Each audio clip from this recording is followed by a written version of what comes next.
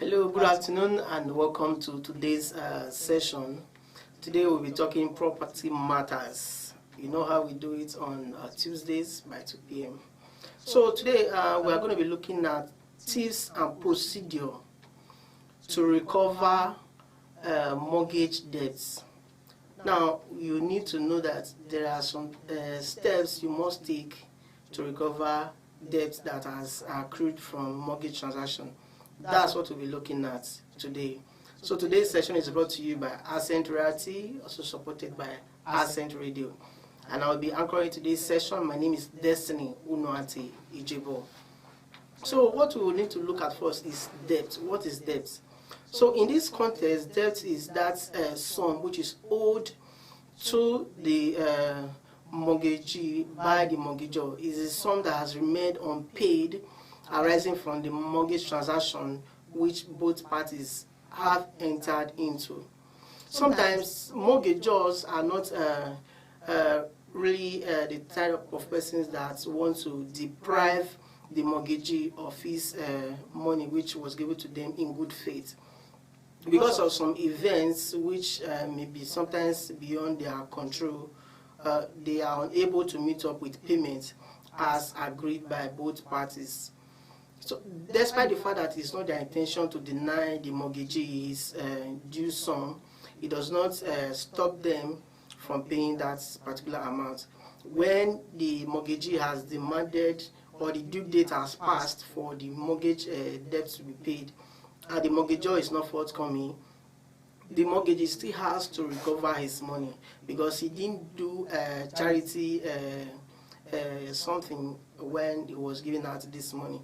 It was strictly business. If it was a gift, that would have been a different case. Now that it's a business, the mortgagee is entitled to the sum he has given out to the mortgagor and the accruing interest.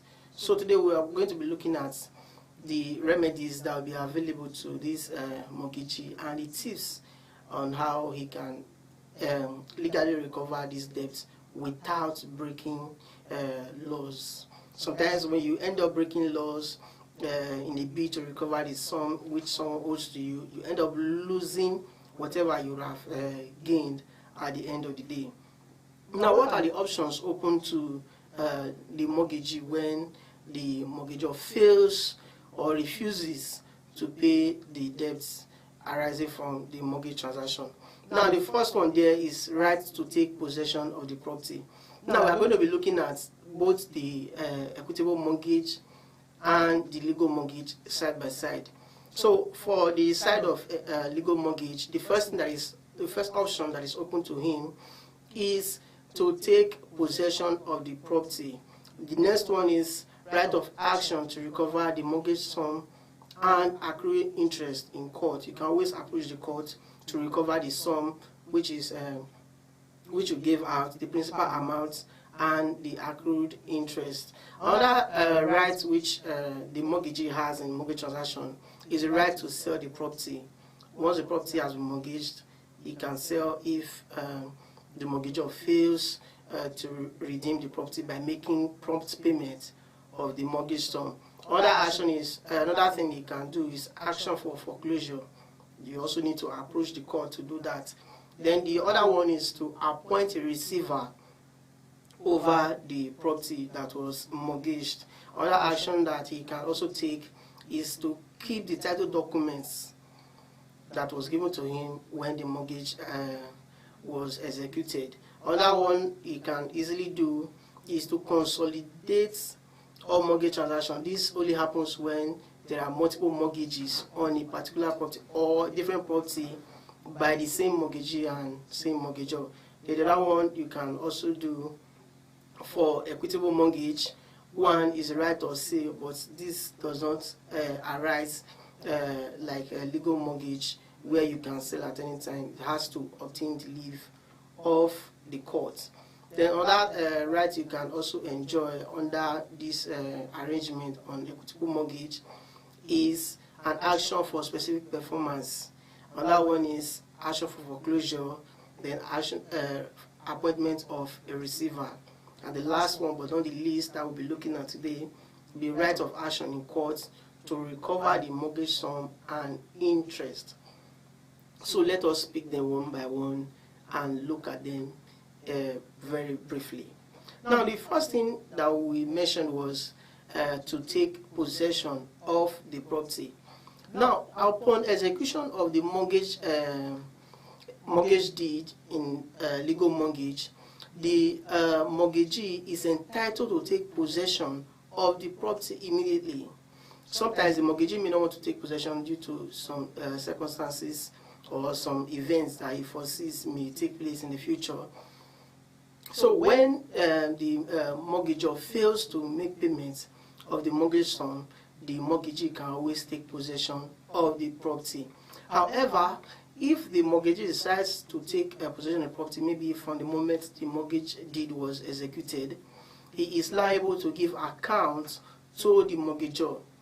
He will be presumed to be a manager of the property.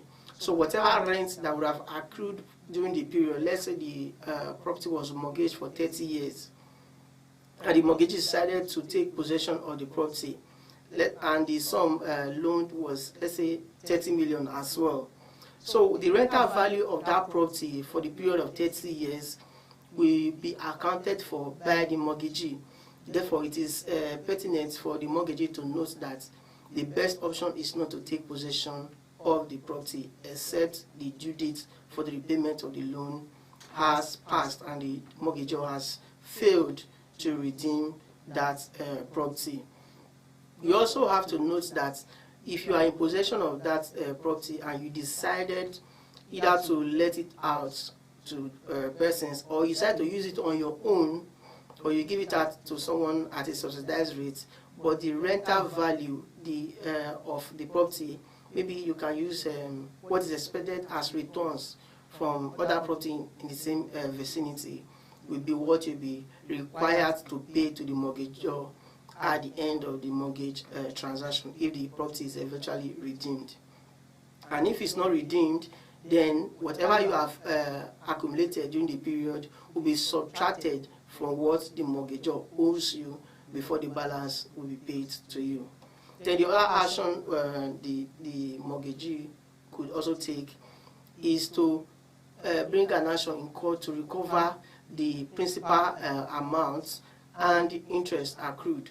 Now, the court for you to approach here is the High Court. Whenever there is a mortgage transaction and dispute arises from that transaction, the best court or the court you ought to approach is the High Court of that particular state where the transaction took place or where the mortgagor resides. Now, when this is the case, what you'll be claiming there is what is left. Assuming the mortgage transaction, the value was 50 million naira, and the mortgagor has paid 45 million, for instance, what you'll be claiming is 5 million naira, not the entire 50 million, because you have paid certain amount. You are claiming what is left and the interest that has accrued during the period. So you must know what you are claiming when you approach the court. Also, don't make the mistake of approaching any other court because you believe you can easily get judgment from there. You must ensure that you approach the right courts for proper guidance and get the necessary reliefs which you will be seeking in that court. Then the other rights which you can explore is the right of sale of the property. Now, for you to sell the property, that mortgage must have been executed and must be in form of a deed. Once you have executed a mortgage deed, you need to register it with the government, register with the appropriate authority.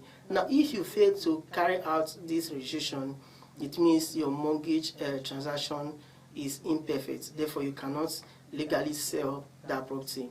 You must ensure that the rules guiding mortgage transaction were strictly followed at the point of execution. Now, if you have strictly followed these laid down rules, you can sell the property for a value. You must not sell the property for undervalue. Let's say the property is worth the sum of 100 million, and the mortgage sum or the debt which the mortgagor owes you is 40 million. Because you're in a hurry to recover the amount, you decide to sell the property for 40 million. That will be gross undervalue. You must ensure that you employ the services of estate valuer. Let them value the property. After the valuation, you can then put it up for sale. Although you are not required to sell it for the best value, maybe someone else wants to purchase the property for 120 million. You are not bound by law to sell the property for any specific amount that is above the value. But what the law requires that you must sell the property for considerable value, not just any amount. Another thing you may want to ensure that you do before you sell that property is to be sure that the power of sale has arisen and it has become exercisable. What do we mean when we say the power of sale has arisen? It means that the mortgage debt must have been due for repayment. And once that is the case, that's when you can proceed. Now, there are 3 conditions and they exist side by side. You cannot take one and leave the other. The 3 of them must coexist for you to sell that property. That's when it will be said that the power of sale has arisen. Now, the first one, the mortgage must be created by deed, which I have already stated. Then the due date must have passed. Let's say you executed the mortgage 2010 and the period is for 15 years. Now, you need to wait until 2025 before you can sell that property. Even if it was said that it's 2025 and the agreed date is 1st of March 2025, you cannot sell that property until that 1st of March. You must wait till that particular date as stated in that mortgage transaction. Then another thing you may want to look at, there must be no contrary agreement to sale.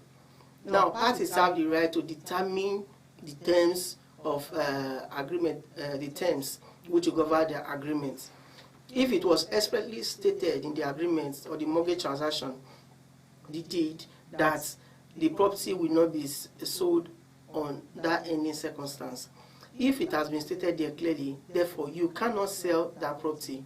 Now, as a mortgagee, you must ensure that such clause is not inserted in that mortgage deed if you intend to sell, if the mortgagor fails to make payments at the right time as agreed by parties. Now, how do you know that the power of sale has become exercisable? Because we stated first that the power must have arisen and must have become exercisable. We have dealt with how the power may arise. Now, when does it become exercisable? Now, the right becomes exercisable. You can choose any of the options, whichever operates first. It's not like the first one that operates simultaneously. This one operates distinctly. Whichever occurs first, you can pick that option. Now, a notice requiring payment of the mortgage must have been served on the mortgagor. It's just like a rental transaction. You must have given required notice to the mortgagor. Sir, your mortgage is due for repayment. Come and make payment. Now, if you are giving me a notice, usually 3 months, if you have given him notice and he has failed to make payment within that period, then the power becomes exercisable. Then some of the interest that arise from the transaction, the mortgagor has failed to pay the interest and other auxiliary costs associated with it.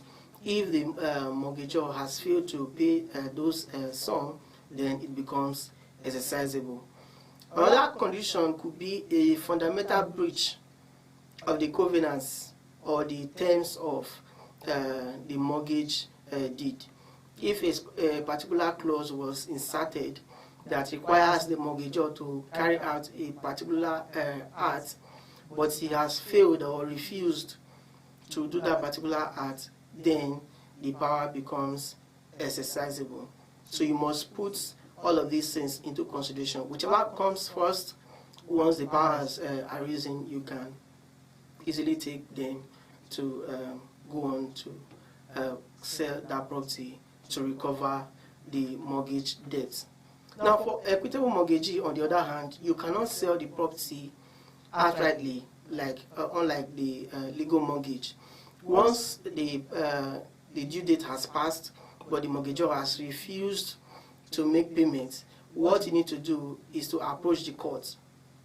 Because you have no valid title, you cannot pass title which is not yours. You cannot give what you don't have. That's what the law states. Now, the best bet for you as an equitable mortgagee is to approach the court to compel the mortgagor to perfect the mortgage transaction. Let's say you agreed that this mortgage deed will be perfected on a later date, but the mortgagor failed to carry out that particular act. Then you can approach the court for the court to compel the mortgagor to perfect the mortgage transaction. That will now give you the right to sell that property. Now, the fourth one we are looking at, fourth tip that the mortgagee can employ is foreclosure, an action for foreclosure in court. What does this entail? It entails you approaching the court, informing the court that the mortgagor has failed to pay his mortgage debt, and under this arrangement, the court bars the mortgagor from redeeming the property. Now, when you execute a mortgage deed, what belongs to you is the title for the period that the mortgage transaction is meant to last. Let's say 15 years. You are only having title to that property for the period of 15 years. As soon as the mortgagor repays the debt, the property reverses back to him. That's reversionary interest. So when it happens that the mortgagor has failed to make payments, the due date has passed, and like the things we listed under right of sale, then you can now approach the court, telling the court, oh, the mortgagor has failed to pay as agreed by both parties. I want to foreclose him, to stop him from approaching me to redeem the mortgage property. But the problem here is the court barely grants this prayer.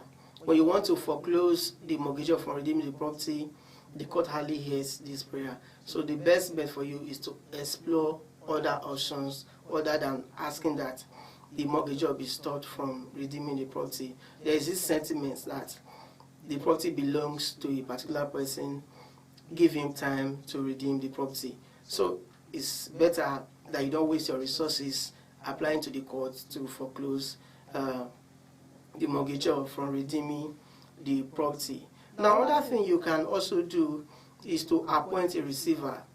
A receiver is someone who is given the property to manage until maybe the mortgage debt is fully repaid. Let's say the property has tenants. When you appoint a receiver, the receiver is to collect rent from the tenants on that property. And the purpose of collecting the rent is to repay the mortgage debt. Instead of allowing the mortgagor to continue to enjoy the rents of the property, the receiver collects the money on behalf of the mortgagee to repay that debt. That's the purpose of appointing a receiver. He manages the property, he runs the property. He's just like an agent who works for you. So during the period which he manages the property, he gives accounts to the mortgagee. This is one of the options that you can explore if you don't want to sell the property. You can always appoint a receiver. Now, another thing you can also look at is consolidation. Now, like I said earlier, it is when there are multiple mortgage transactions between the mortgagor and the mortgagee. This must be expressly stated in these mortgage transactions. If there is no agreement to consolidate, that is, when you say consolidate, it means the mortgagor cannot redeem the first property, let's say property A, which he used as a mortgage, property B, he also used for mortgage, property C used for mortgage. Now he cannot redeem property B and C unless he has redeemed property A, or he cannot redeem property B until he has redeemed property A and C.